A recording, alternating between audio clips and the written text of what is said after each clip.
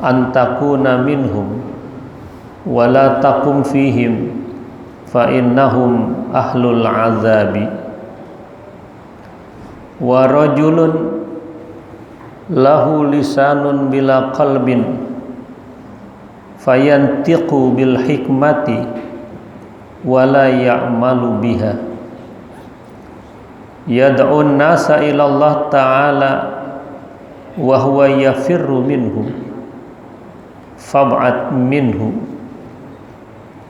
atau fab'ut minhu li'alla yakhtafika biladhidhi lisanihi fatahrikuka naru ma'asihi wa yaqtuluka natnu qalbihi. Wa rajulun lahu qalbun bila lisanin wa huwa mu'minun satarahu Allah ta'ala an khalqihi wa basarahu bi'uyubi nafsihi wa nawwara qalbahu wa arrafahu ghawaila mukhalitatin nasi wa syu'mil kalami fahadha rajulun waliyullah ta'ala mahfuzun fi satarillah ta'ala fi sitrillah ta'ala fal khairu kullal khairi indahu fadunaka wa mukhalatatahu wa khidmatuhu ilmihi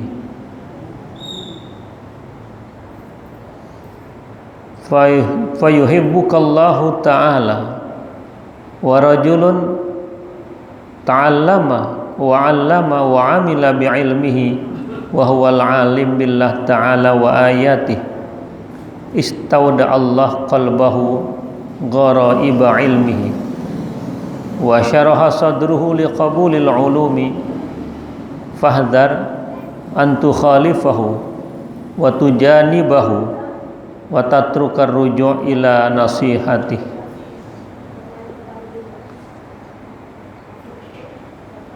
Bermula manusia itu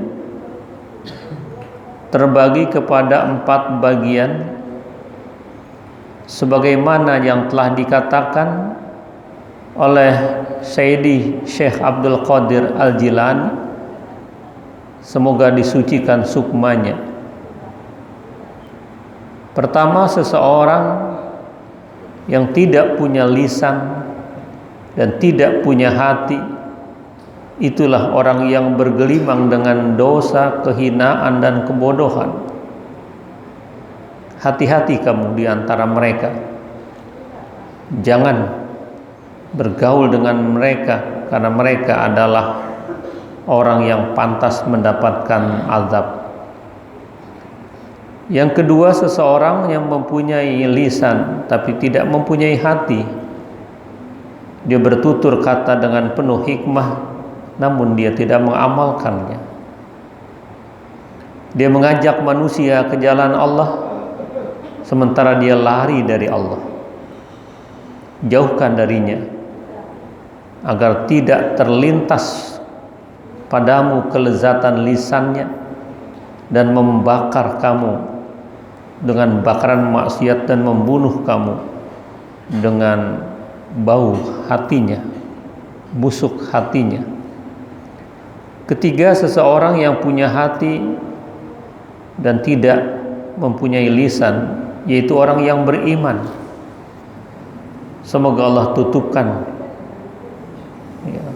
dari perilakunya, Allah memperlihatkan aib dirinya, Allah memberikan cahaya hatinya, Allah mengenalkan tipuan-tipuan pergaulan dengan manusia dan keburukan tutur katanya. Inilah seseorang waliullah. Allah jaga pada tutupan Allah Subhanahu wa ta'ala. Maka kebaikan, setiap kebaikan di sisinya, fadunaka, kamu dekatkan dia dan bergaul dan berkhidmat, Allah akan menyukai kamu. Keempat, seseorang yang belajar dan mengajar serta mengamalkan keilmuannya, itulah orang yang mengenal Allah dan ayat-ayat Allah. Allah titipkan hati orang itu, keanehan keilmuannya.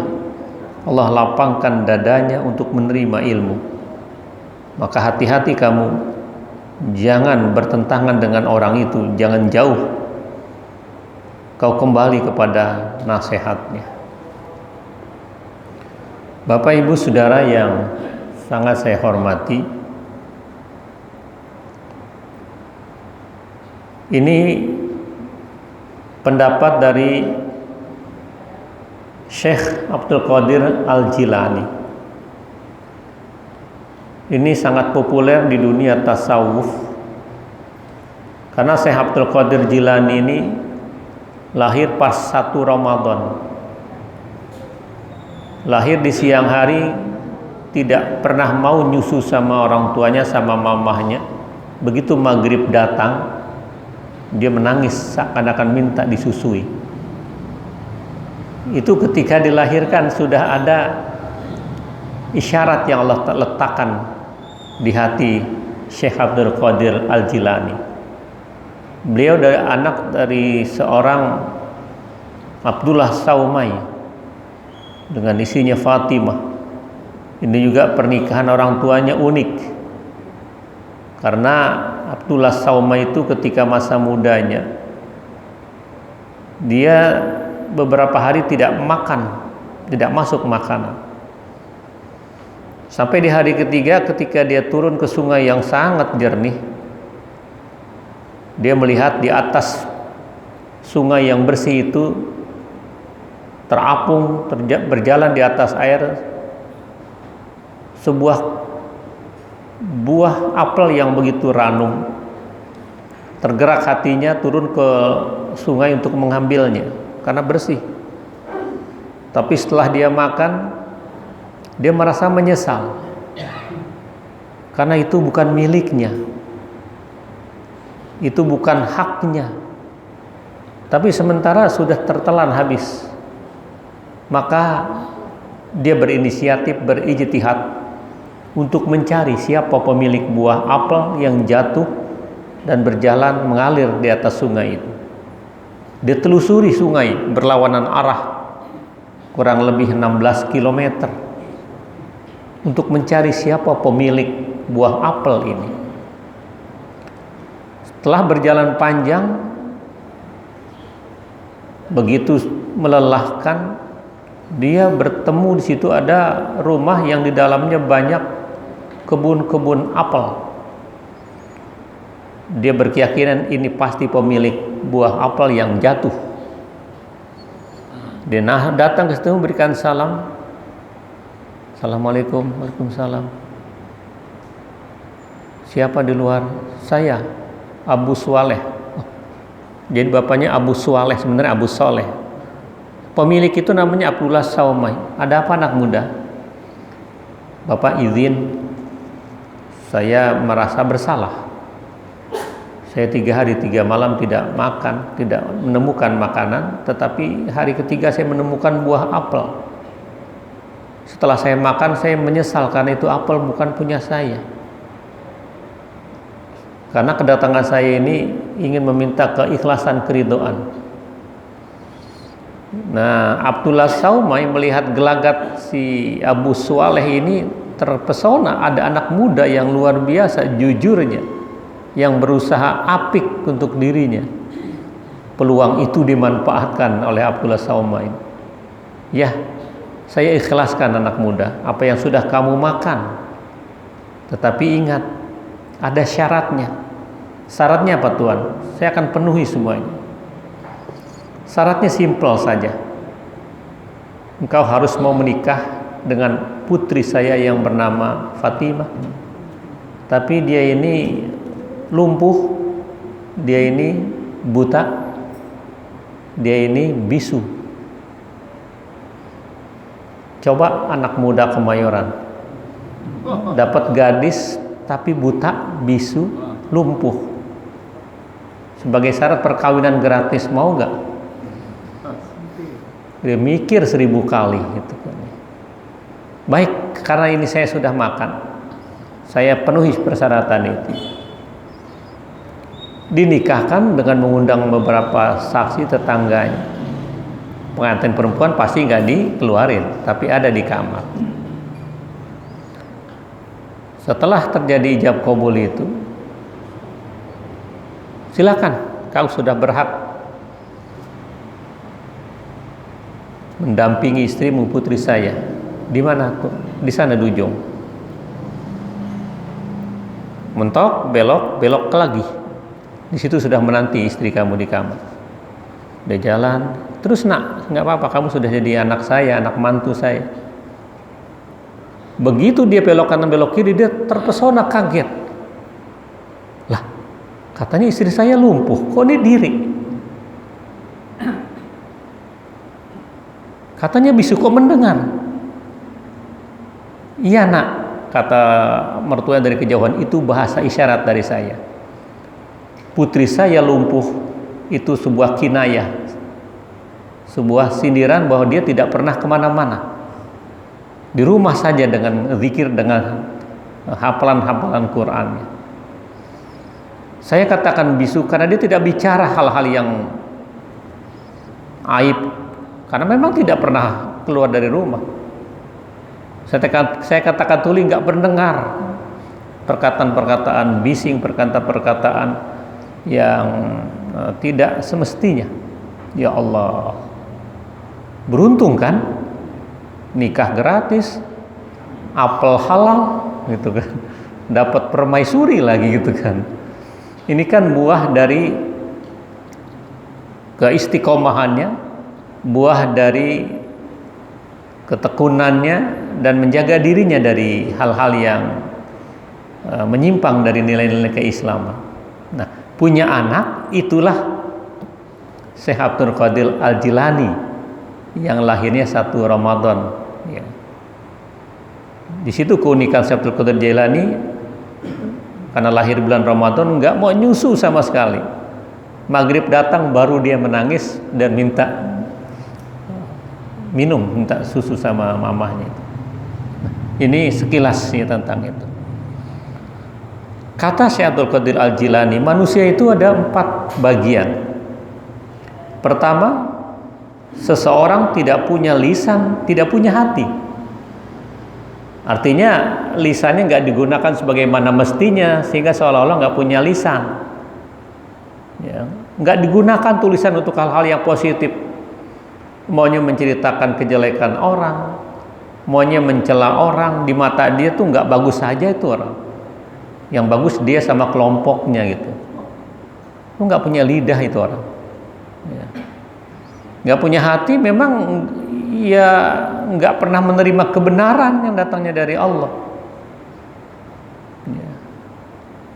Nggak pernah mau hidupnya itu ditaburi dengan nilai-nilai agama, sehingga dikatakanlah Syekh Abdul Qadir Al-Jilani, orang ini sepertinya tidak punya hati, sepertinya tidak punya lisan untuk itu. Kita dianjurkan untuk hati-hati melihat orang ini, karena dia asiyul arrul ghabi, sudah bergelimang dengan kemaksiatan dan bodoh lagi orang ini. Kenapa bodoh? Karena apa bedanya dia dengan hewan? Hewan punya mata tapi tidak melihat. Hewan punya telinga tidak pernah mendengar. Hewan punya hati tidak pernah memahami. Kalau bahasa Al-Quran, ulaika kal an'am. Mereka bagaikan binatang ternak. Balhum adall, bahkan lebih sesat. Ulaika humul ghafilun, itulah orang-orang yang gopil, lalai. Gopil orang yang lalai. Goplun kelalaian, gaplek orang main gaplek, lalai. Ya. Allah firmankan, bismillahirrahmanirrahim, walaqad dzara'na li jahannama katsiran minal jinni wal ins lahum qulubun la yafqahuna biha wa lahum a'yunun la yubsiruna biha wa lahum adhanun la yasma'una biha ulaika kal an'am bal hum adall ulaika humul ghafilun. Demi Allah, sungguh benar-benar kami ciptakan neraka jahanam itu penghuninya manusia dan jin. Di jahanam katsir minal jin wal ins. Manusia mana penghuni neraka? Kalau istilah bimbo, bermata tapi tak melihat, bertelinga tapi tak mendengar, berhati tapi tak pernah menyapa dan memahami, bermulut tapi tidak pernah menyapa Quran. Itu seperti binatang ternak. Bukan kata saya. Ulaika kal an'am, bahkan lebih sesat. Karena manusia mati ada prosesnya, kalau binatang nggak ada prosesnya. Jadi tanah, ya.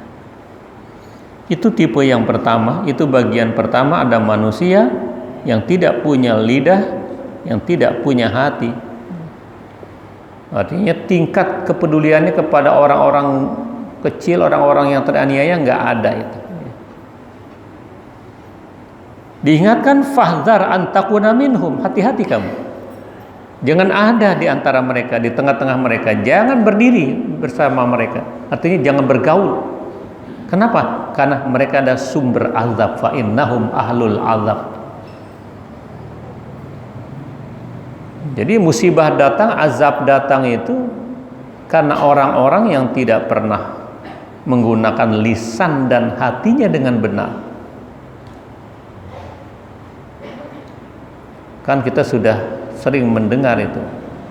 Walau anna ahlal qura amanu wattaqau la fatahna alaihim barakatim minas sama wal ard walakin kadzabu fa akhadnahum bima kanu yaksibun. Sekiranya warga masyarakat beriman, bertakwa benar-benar kepada Allah, kami buka, la fatahna, kami buka, alaihim barakat, kepada mereka beberapa keberkahan, iklim yang teratur, musim yang mendatangkan manfaat selalu karena dianya beriman bertakwa. Tetapi kebanyakan manusia walakin tidak beriman dan tidak bertakwa. Fa akhadnahum bima kanu yaksibun, sepantasnya azab ditimpakan kepada mereka.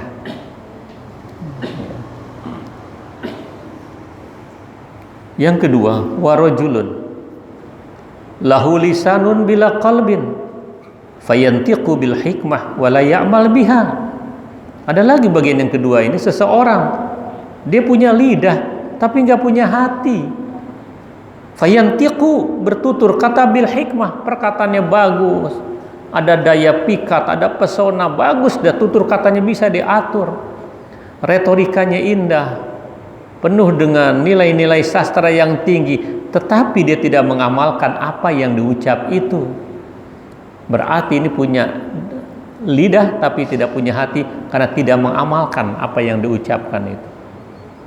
Kan jadinya kabura maqtan indallah antaqulu ma la taf'alun. Besar murka Allah kepada orang yang pandai berkata tapi dia nggak mengamalkan.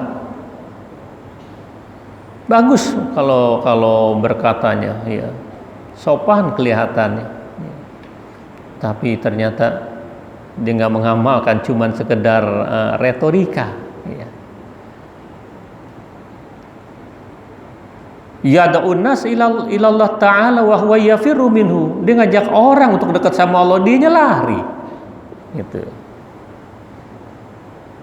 Ini sama dengan kondektur mobil atau calok mobil. Itu di Gang Sentiong tuh ada mobil yang ke Pekalongan itu, Bangka. Pekalongan dipanggil orang, suruh ke Pekalongan, suruh naik. Dia sih kagak pernah naik. Calok. Tuh.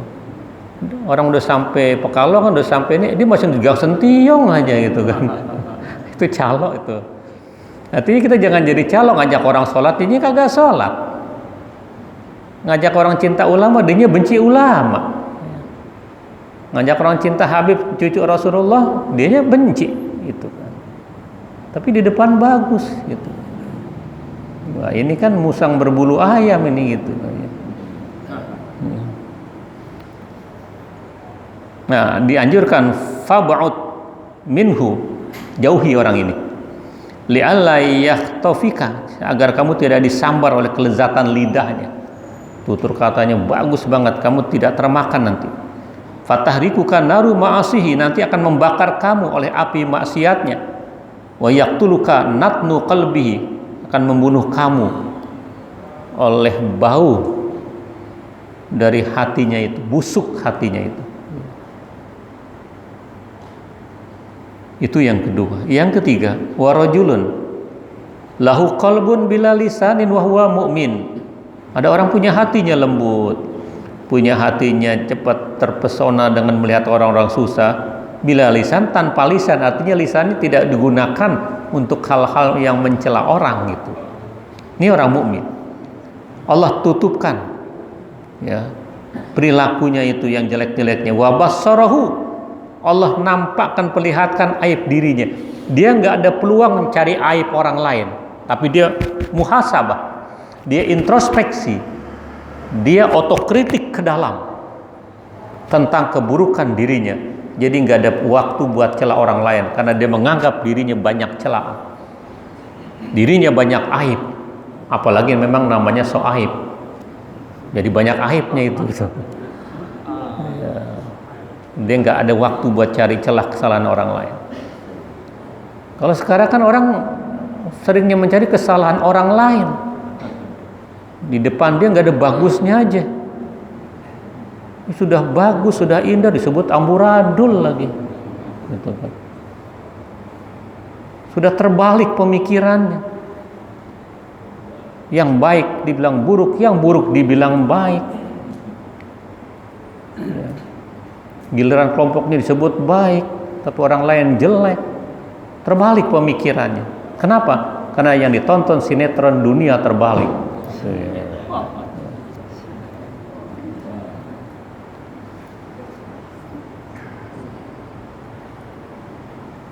Wa nawwara qalbahu, Allah udah memberikan nur cahaya, nur ilahi di hatinya dia.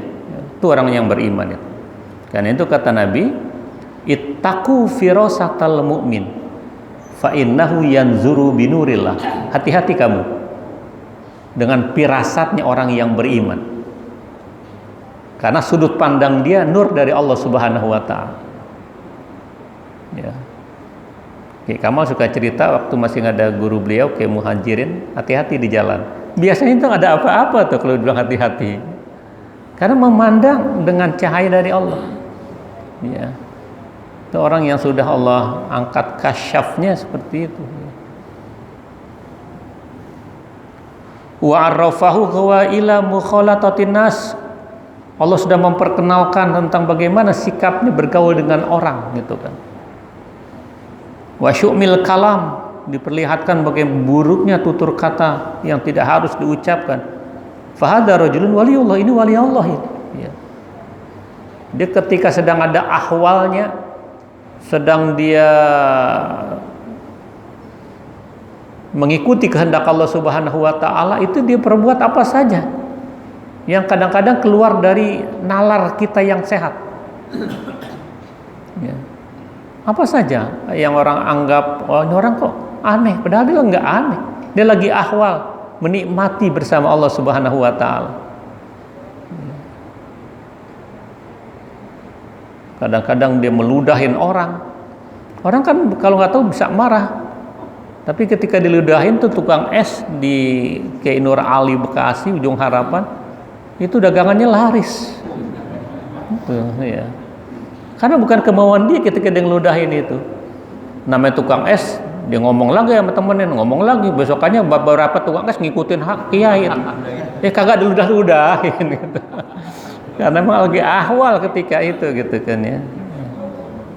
Lagi ahwalnya seperti itu. Ya. Fal khairu kullal khaira indahu, kebaikan demi kebaikan di sisinya.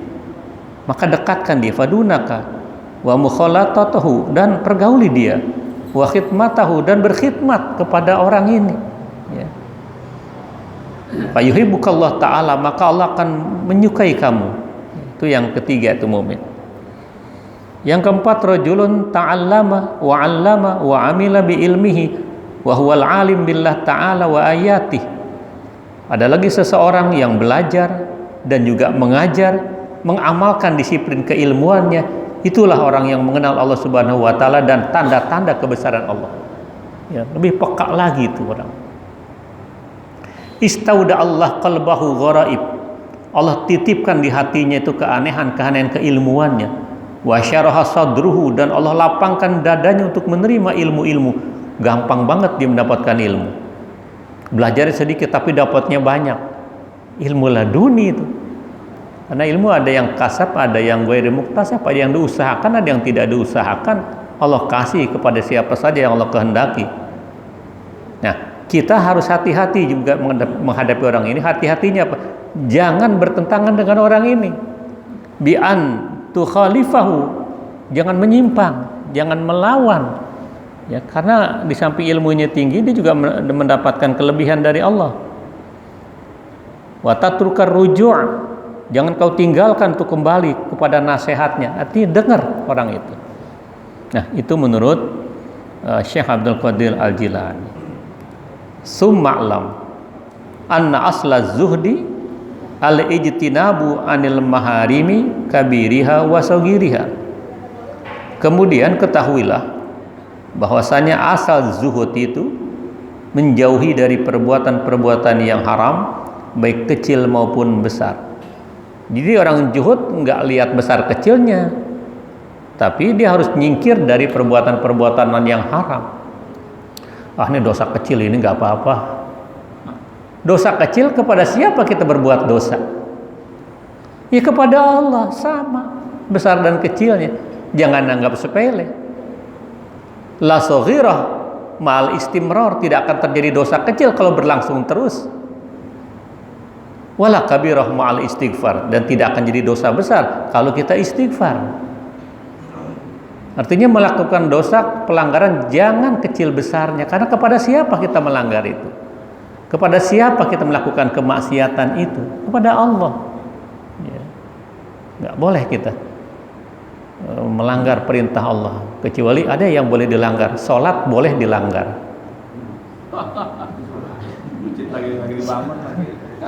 Orang dulu kan nyebutnya apa?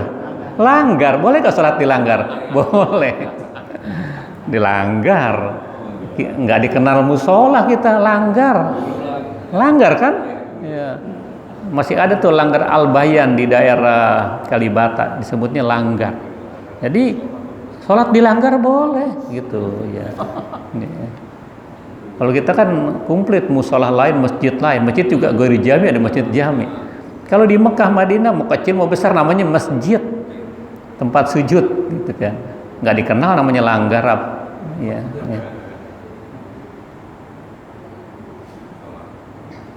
Nah, itu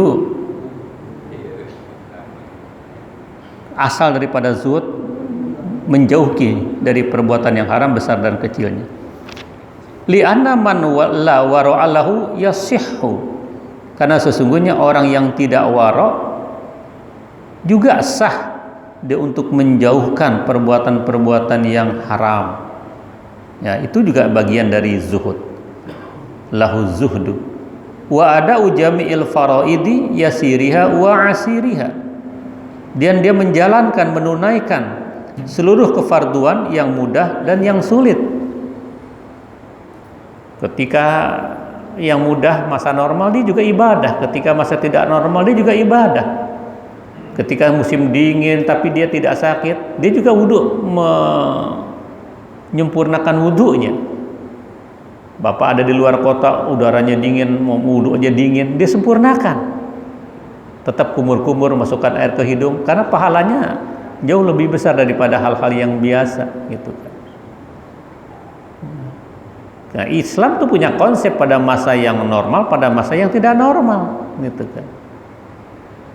Jadi ada dasarnya, ada konsepnya semua itu. Li'anna man la taubata lahu la yattasihu lahul inabah, karena sesungguhnya orang yang tidak taubat baginya itu tidak sah untuk inabah. Inabah itu kembali. Kalau dia kembali tapi nggak taubat, ya bukan inabah namanya.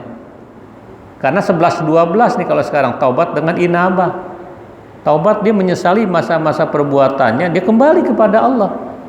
Makanya salat sunnah dari maghrib sampai isya namanya awwabin. Dari awwaba yu'awibu, awwab orang yang kembali setelah beraktivitas dari pagi sampai sore, dia kembali, dia banyak-banyakin sunnah. Siapa tahu di masa tadi pagi siang banyak dosa-dosa antara dia dengan Allah, dia kembali. dia istighfar gitu kan.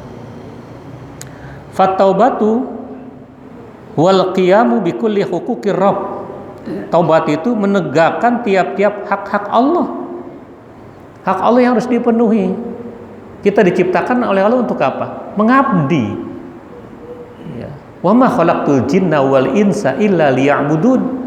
Tidaklah kuciptakan jin dan manusia, hikmah dijadikannya untuk mengabdi. Itu kita penuhi. Bukan buat Allah, buat kita itu.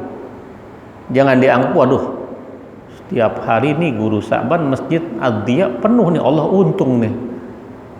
Untung rugi buat orang, bukan buat Allah.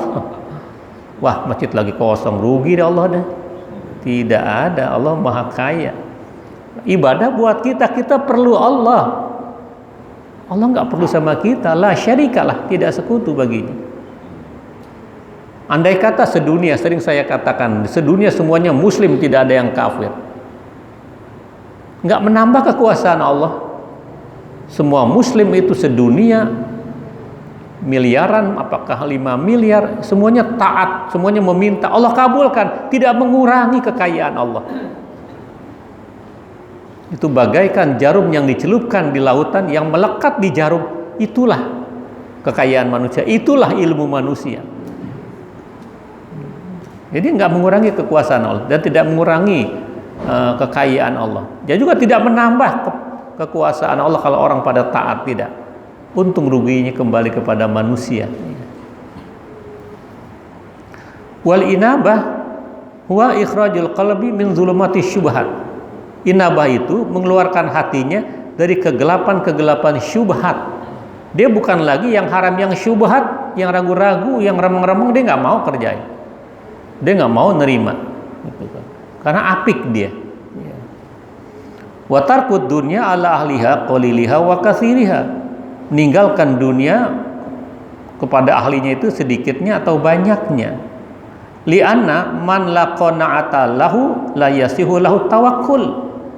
Karena sesungguhnya orang yang tidak qanaah, tidak merasa cukup dengan apa yang ada, tidak sah baginya tawakal. Yang namanya tawakal, dia berserah diri, bersandar kepada kekuasaan Allah Subhanahu wa taala. Ya. Ada kaitan vertikal dengan Allah. Sandaran vertikalnya ya Allah Subhanahu wa taala. Dan dia qanaah, arti qanaah merasa cukup. Kalau dia nggak qanaah, nggak namanya tawakal. Itu sepadan itu. Waman la tawakkala lahu la yasihu lahu taslim. Dan orang yang tidak tawakal, baginya tidak sah untuk dikatakan muslim, menerima pasrah itu. Tawakal kan setelah dia berusaha, setelah dia ikhtiar maksimal optimal, baru tawakal. Intaha. Apa itu tawakal? Fatawakkul huwa as-siqah bima indallah wal ya'si amma fi aidin nas. Yang namanya tawakal itu dia percaya dengan apa yang ada di sisi Allah. Tapi dia nggak begitu ngarepin apa yang di tangan manusia. Manusia janji sekian-sekian, dia nggak ngarepin. Kan manusia suka berubah. Ya, makanya itu sama manusia kan perlu ada plak segel gitu. Pagi merah, siang bisa kuning, sore bisa hijau, gitu kan. Artinya kalau orang janjiin kepada kita, jangan dulu girang, gitu. Boleh jadi meleset. Ya. Apalagi yang namanya politik nggak ada yang abadi, nggak ada teman abadi, nggak ada lawan abadi, yang ada kepentingan yang abadi, gitu kan. Jadi kalau apa yang di sisi Allah, tawakal, syirkoh dia, yakin banget. Karena Allah, innallaha la yukhliful mi'ad, tidak pernah menyalahi janjinya. Fataslim huwa, yang namanya taslim apa? Al-inqiyadu li amrillah ta'ala, menjunjung perintah Allah Subhanahu wa taala. Wa tarkul i'rad, menjauhkan penyimpangan-penyimpangan fi ma la yulaim, pada apa-apa yang tidak layak. Ya, saya kira ini dulu yang dapat kita kaji bersama. Wallahu a'lam bissawab.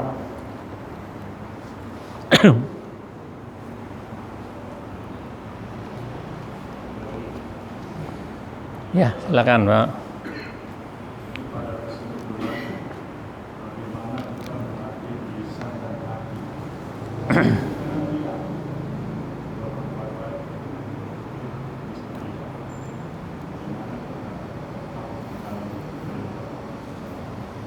Ya. Jadi harus dipadukan antara lisan dan hati.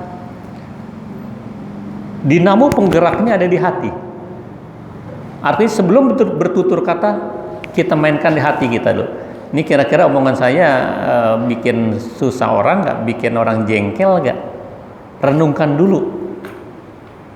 Jadi jangan langsung spontanitas tanpa digunakan hatinya. Maka itulah orang-orang yang beriman, dia lebih mengedepankan tentang qalbunnya dulu, tidak lisannya dulu. Lisannya bicara kalau hal-hal yang penting. Karena Nabi bersabda, "Man kana yu'minu billahi wal yawmil akhir falyaqul khairan." Siapa saja beriman dengan Allah, beriman dengan hari kiamat, ucapin itu yang baik-baik. Kalau nggak ada, diem aja. Jadi dia lebih mengutamakan kekuatan hati. Tadi maka disebut orang-orang yang beriman lahu qalbun ya bila lisanin. Dia punya hati tapi nggak menggunakan lidahnya untuk hal-hal yang menyinggung perasaan orang. Jadi keterpaduan lisan dengan hati. Itulah makanya hati nggak kelihatan, lidah masih kelihatan. Jadi yang abstrak ada di nurani kita ini, renungkan segala-galanya. Maka kata Nabi, at-taqwa hahuna. Nabi nunjuk di sini. Takwa adanya di sini. Kekuatan hati, dominasi hati, ada dinamo penggerak di sini. Bapak, saudara, ibu datang ke sini karena gerakan hati. Untuk berangkat ke masjid karena nilainya luar biasa. Allah mengapresiasi. Ada jaminan di sini, jaminan kesehatan, jaminan hidup, jaminan keimanan. Itu kita padukan. Ya, kita padukan di sini. Karena kalau di sini kan bisa dikutak-kutik. Ya. Ada yang nggak punya hati, apa aja sama dia nggak ada yang bagus gitu kan. Dan kadang-kadang di ngomong begitu memang ada yang bayar. Ya, untuk menyerang sini, menyerang sini. Ya, gitu. Makanya kita perlu sebagai orang yang beriman ini bukan saja dengan yang kelihatan, yang tidak kelihatan kita harus punya senjata. Artinya apa? Riyadoh dengan mengamalkan amalan-amalan kita yang orang lain nggak tahu kita lagi beramal. Maksudnya lagi ngamalin zikir dan sebagainya. Di tengah malam, atau mau tidur, kita harus punya itu, ya. Karena orang kan macam-macam, nggak bisa secara lahiriah, secara batiniah. Nggak bisa kasar main alus gitu kan. Maka kita perlu untuk proteksi diri kita dengan banyak zikir. Ya diantaranya Bismillah masya Allah, la yasukul khaira illallah. Bismillah masya Allah, la yasrifu su'a illallah. Bismillah masya Allah, makana min kulli ni'matin faminallah. Bismillah masya Allah, la haula wala quwata illa billah. Kita amalin pagi 3 kali, sore 3 kali, dan setiap habis sholat wajib 3 kali. Biar Allah lindungi kita, ya, jaga kita ya. Allah kirim nanti malaikat yang jagain kita gitu. Itu bagian dari kekuatan hati. Baru ada pengucapan. Jadi itu harus kita siasati, kita minit itu. Ya.